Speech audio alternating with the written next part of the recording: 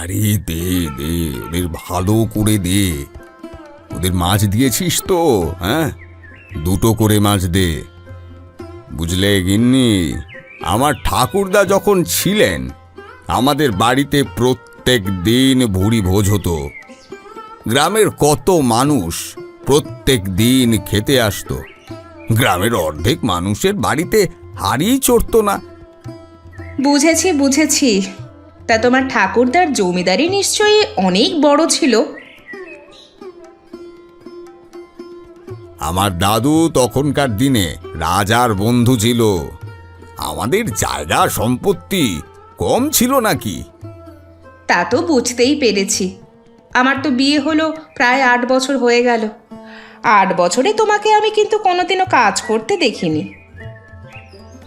বলো কি গিন্নি, আমার পৈতৃক সম্পত্তি এবং পিতৃপুরুষের যা আছে না, তা দিয়ে আমার পুরো বংশধর খেতে পারবে।